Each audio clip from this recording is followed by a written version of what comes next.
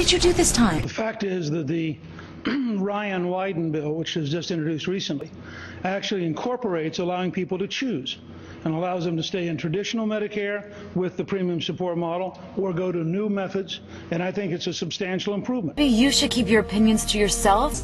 Tell me the truth for once. I think every president who works with the leader of every opposition knows they're working with somebody who wants to make them a one-term president. I mean, you know, that's the American process. I worked with Ronald Reagan in the early 1980s.